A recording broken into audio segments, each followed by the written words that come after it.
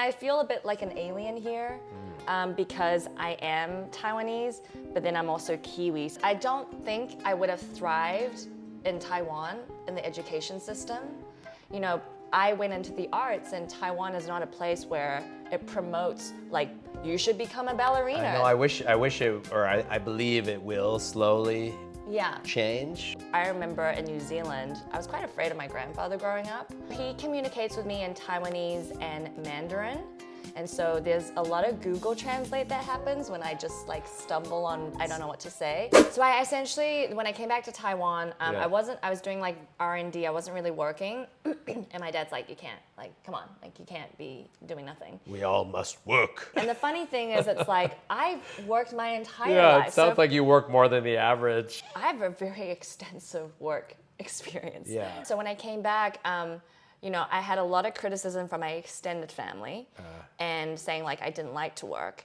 And I just wanted to prove a point to them. I was like, I'll go to McDonald's and work. Like I have no, like there's no shame. Like I love your attitude. I was like, I have no problem with working. Nothing is beneath me. So what's funny was I wanted to work in the kitchen because they wanted me front of house. I'm like, no, I want to work in the kitchen. And they're like, why do you want to work in the kitchen? I'm like, I want to make how this everything's stuff put together. I was like, that would be so much fun. Yeah. But the thing is, because I can't really read Mandarin, so it would be an issue because they have So I legit like went and asked for a job. I went to like Fridays. I literally asked everyone. I was like, because I was like, I need some sort of income so that people will stop talking about how I'm lazy, because I'm not. On the sideline, like building my website, building the program, all that stuff. On my little venture to McDonald's and like Fridays, my mom was like, okay, we should stop at this cram school, in this English school. I walk in and I'm like, are you guys looking for teachers? And then they said, no. They said, oh, we'll give you the, write your number down. And then I got a call and the director was like, can you come tomorrow? And then I started kind of subbing. I was very close to the cram school, so I could like go sub a lot. And then because I was so reliable, they just like gave me a full-time job. At the same time, I would come home and I would work on my business. Actually, my family members thought I'd given up on my dream. They thought I just gave up. But I was like just, you know, late at night doing my stuff. Yeah. And then when I moved to Kaohsiung, I was like, I'm gonna move to Kaohsiung. So I was like, I wanna just like have a bit more of my own space. In Taipei, it's very crammed. Essentially, like my pivot point work became more than the teaching, and that's how I was able to stop the teaching. So in the beginning, I like really wanted to prove myself to people. And then now that I've like been working on it and, you know, I'm fully doing my business full time, I couldn't care less. I don't need to prove myself to anybody. I just need to prove myself to myself. And I love the saying, it's like people are gonna like and hate you no matter 100%. What you do. So like, just be yourself. Like life is just too short. Be authentic. Be authentic. Yeah. Work is going really well. I do marketing and consulting for dance-specific brands. Through the Pivot Point? Through Pivot Point. And then I also have a career transition program. So the consulting, I have clients in the States and also in Europe. And then the career transition program, I have students all over the world. Taiwan? No, I have no clients here in Taiwan. Oh, you need clients here in Taiwan, because I'll bet you there's people that want to pivot out of their careers right now. Follow, subscribe, and then hit me up. Yeah, well, I'll leave your information. But it was really interesting because now my parents are fully supportive. Of course they are. They just wanted what was best for you, and they didn't want you to take chances because in their minds, taking chances could mean failing, and failing is scary to people, the fear of that. Yeah. But they've also witnessed, especially my mom, she's like, she was like, wow, you've been doing all this work while you were doing something else. Yeah. When my mom, one of the stories she told me when I was little, stone soup, it's like, there was this little, like a fable, I guess, and it's like this Oh, Taiwanese have so many fables. And and this is one story that just like stuck with me because I feel like that's kind of how I approach life. So my mom was telling me there's this kid that wants to go and make soup, but he doesn't have, goes around the town asking for ingredients and nobody's gonna give it to him. And then everyone's like, I'm not gonna give you free food. And so then he was like, okay, I'm gonna go make the stone soup. So he goes back and he's like, I'm gonna make the stone soup. And people are like, stone soup? Like, that's so weird. And they're like, but, you know, if I need to make it, I need a carrot. And then this person, okay, I'll give you a carrot. Goes to someone else like, I need tomatoes to make this stone soup. He's branding his stone soup. And so then he ends up making the soup, and it's like the catch is like he actually had nothing. That story like stuck with me, and I feel like that's kind of how I approach life, is that you have to constantly pivot. And so I think I just showed them that like I'm not afraid to like get my 100%. hands dirty and do the work. And I think the work ethic, I've never lost that. I just love my work. Yeah. Like I just love doing that. I love working with like someone figuring out what's their next stage in their life. To help them. Or seeing my clients succeed, their brand, expanding their brand, like that genuinely makes me feel happy. You know, for me, I found my purpose in really helping others, you know, empower them in their stories and their, you know, life transition. If you get trapped in the same thing day after day and you stop learning because you've already learned everything you need to learn, then work becomes prison. And by moving from job to job, that reinvention, you're learning new information. Yes, it's nice to have stability and money and be able to do whatever it is, like buy a house and all that, but does that ultimately fulfill your happiness and your experience of life itself? Yeah, I think, like you're really living your life, right? You were really living your life, even though it sounds like there were some stressful moments. Yeah, definitely a lot of stressful moments. And actually, when I went back to see my grandfather, he was like one of the only people that was supporting me emotionally. My grandfather is like 92. Wow. And he is one of the healthiest people. Like I remember in New Zealand, I was quite afraid of my grandfather growing up. I think because, you know, growing up in New Zealand, the language barrier, like I can't really communicate with them so much. And then during COVID, when I came back, I think coming back as an adult, I just have more of an identity. So communicating with them wasn't a big deal anymore. In Taiwanese or in Chinese? So he communicates with me in Taiwanese and Mandarin. And so there's a lot of Google Translate that happens when I just like stumble on, I don't know what to say. Because with my parents, I have the same issue. I speak to them in Mandarin, but sometimes like I'll, you know, forget the word. I'm so grateful to my grandfather because he actually stayed in Taiwan. Oh, so he didn't come with us. During COVID, I think that made me realize, you know, family's quite important. Through that, I just decided like I want to spend more time with my grandfather. I'm much closer to him, and so, and he's an entrepreneur himself. I don't regret the years I spent abroad, but I definitely felt like guilty and a bit of regret, like, oh, I should be spending more time with family. And so that put things into perspective. And fortunately for work, I was able to work online. And family, sometimes the hardest relationships, you know, they know you really well, like, since you were born. And so at first it was very uncomfortable for me because I was not used to like being back in the home environment. So you were living with your grandfather? No, I was living with my parents. Oh, your parents, okay. And my sister. You know, you feel like 12 years old again. And they make you feel like you're 12 yes, years you know, old. like, and if you go out or you're meeting friends, it's like, why aren't you home by this hour? I mean, I get it. It's like you're always going to be their baby, but it was very uncomfortable and a lot of clashing because of just like, you know, you're an adult, you have your own mindset, your own values, and then you come back in and you're like, it's like you're trying to conform into a shape that you no longer fit.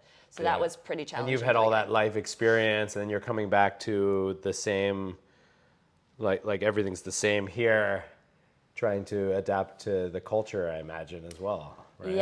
Yeah. So also, I mean, I feel a bit like an alien here because I am Taiwanese, but then I'm also Kiwi, and then my language is not great. So when I speak Mandarin, people know I'm not like a local. I don't think I would have thrived in Taiwan in the education system. Leave a comment. What do you think about the The education education system is great, but just knowing how I am, I don't know if...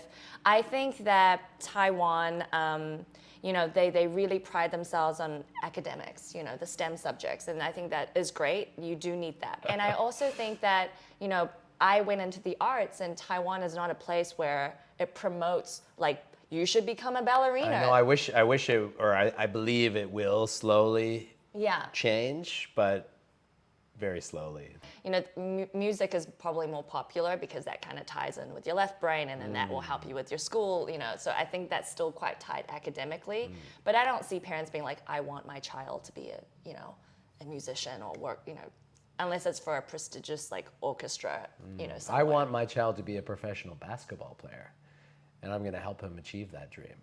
Sports, I think now is like widely accepted. It's popular. You know, like if you're a baseball player, I know like, you know, some parents, I do know someone whose son is like a professional baseball player and like she's 100% supportive. But I also think like that's like the 1%, you know? So I think so too. And often with those professions, you have to be in the top 1%, you know? So I think what's interesting is that I think maybe those values, like what happened in my life, like being raised in New Zealand, I think I have a combination of both. So it's like family for me is very important. Like it's like, you know, as much as they can get underneath your skin. It's funny how sometimes you can fight with, you know, a sibling, like, oh, I don't get along with them. But if they needed like an organ transplant, you're there. Like you're immediately there, like without a question, right? And so I've learned a lot about what it means to be like, how important family is. My grandfather's such a pillar in our family, not only financially, but like, I think he's just like extremely wise. I mean, how can you not be when you're like 92? You've seen a thing or two. Also like to send your children like away, you That's know, big. like that can be, I think, interpreted in so many different ways. But definitely in the long run, like in my life today, I wouldn't have that had it not been for him. I wouldn't be able to speak English had it not been for him. I would never have discovered my passion for dance had it not been for him. Wow. He sent you on the trajectory that ultimately led to all the great things that you've... Yeah, definitely. And I think it's very important to express gratitude. You know, and I think that, I mean, thank goodness he has great health. And I know that I'm very lucky to have living grandparents. I mean, he sacrificed, I think, a lot for us. And the least I can do is go back and like, you know, spend time with them, have tea with him. He has a little ritual. So he always goes for walks in the morning. He has lunch at a set time. And then after he goes to the sauna. So I have to catch him in that morning window. Yeah. I just want to learn the lessons from him. He went into investing, but also manufacturing. And so I love to hear the old stories. Yeah. And I'm really interested in how they did business back in the day. And my grandfather didn't reach his successful years until he was about 50. I think I just love hearing those stories because we don't hear those stories anymore. Is the being engaged, is that a secret or is that something? No, that is no secret. I am engaged. You're engaged? Yeah. Did you meet your significant other in Kaohsiung? I did. I was teaching for a friend at a junior high school. Oh, okay. And because I was thinking of moving back up to Taipei, and so I was like, I don't want to just let her find a sub. Like, if I choose to leave early, it's technically my responsibility. So I went online to Facebook. I found like a teaching group on Facebook. And then I wrote these two people asking if they would be interested in potentially taking over this class. Yeah. And then Chris wrote back and we kind of connected, and then he had just moved here. So I was like trying to just be friendly. Like, and I was pretty hesitant to go on the date because it's like, I think I wasn't actively looking. I think it's really important to work on yourself. We all have trauma. We were talking about this before. We all have trauma. We all have our own triggers. And I really wanted to like work on myself. And, you know, fortunately for me, Chris is also someone who's always working on himself, very curious, very kind. And so I think we just met at the right time. Yeah, we've been together for, you know, almost 2.5 years, and yeah, we're engaged. That's beautiful. My wife and I were together for about 2 years before we got married. So I think it's a really nice sweet spot. I think 2 years is enough time to know if you want to kill someone or love someone.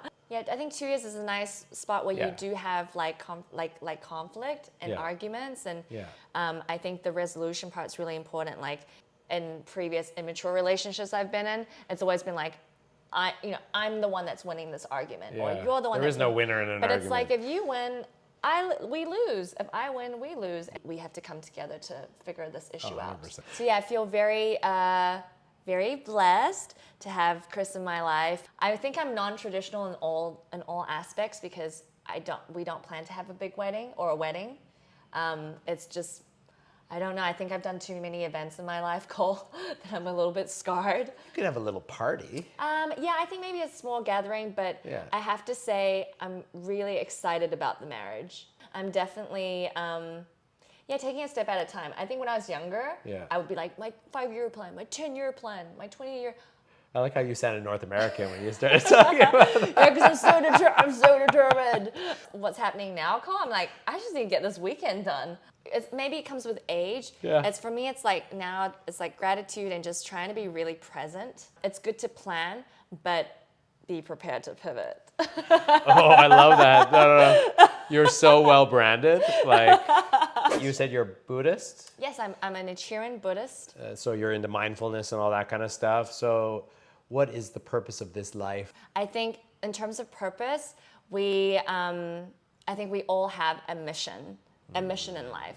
So, your story is so unique to you. What we are here in life is that you all have a unique story that's specific to you. There's no one other person that's going to have the exact replica. And then on the second part, I want to talk about peace. You stand up in your community and you create this wave of change. Peace also starts at home.